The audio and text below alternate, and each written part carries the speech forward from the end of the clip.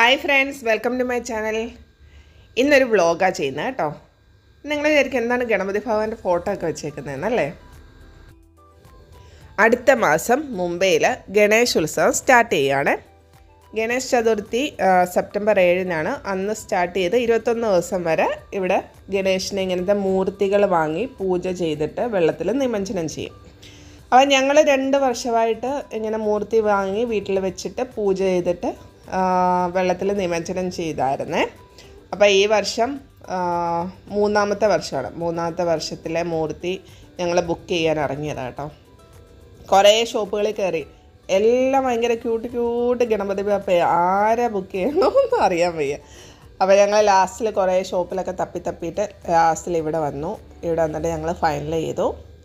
ഞങ്ങളിവിടെ ഇരിക്കുന്ന മൂർത്തിയല്ല പറഞ്ഞേക്കുന്നത്, ഞങ്ങളുടെ ഒരു സങ്കല്പത്തിലെ മൂർത്തി പറഞ്ഞിട്ടുണ്ട്. അപ്പോൾ അത് അവർ ചെയ്തു തരാമെന്ന് പറഞ്ഞു, ഒരാഴ്ച എടുക്കുമെന്ന് പറഞ്ഞു. അപ്പോൾ ഞങ്ങൾ അത് ഫൈനൽ ചെയ്തു ഇവിടുന്ന്.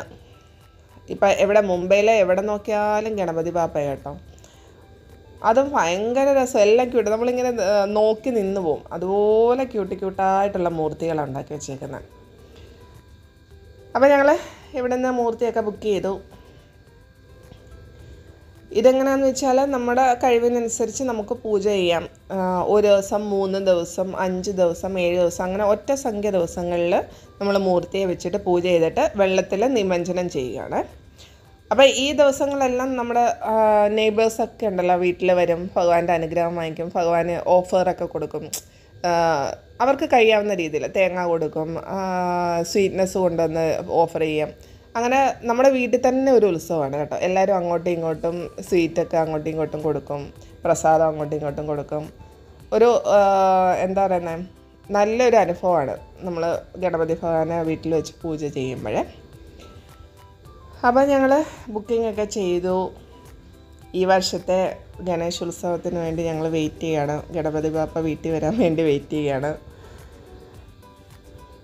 എല്ലാം ഭയങ്കര ക്യൂട്ട് ഗണപതിയാണ്. ഇതാണ് ബാലഗണപതിയാണ് ഇതൊക്കെ കേട്ടോ. ബാലഗണപതിയുടെ വിഗ്രഹമാണ് ഇവിടെ ഉണ്ടാക്കി വെച്ചേക്കുന്നത്.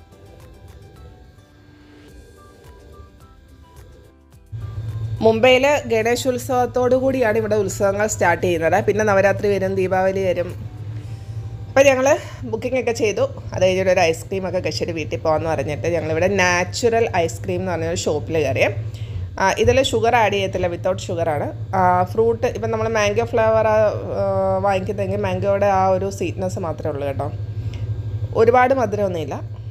ഞാനാണെങ്കിൽ ടെൻഡർ കോക്കനട്ടിൻ്റെയും ചോക്ലേറ്റും കൂടെ മിക്സ് വാങ്ങിച്ചു. ഹസ്ബൻഡ് മാംഗോയും പിന്നെന്തായിരുന്നു സീതാഫൽ എന്ന് പറയും. സീതാഫൽ എന്ന് വെച്ചാൽ നമ്മൾ ആത്തക്കയല്ലേ, അതിൻ്റെയും കൂടെ വാങ്ങിച്ച്.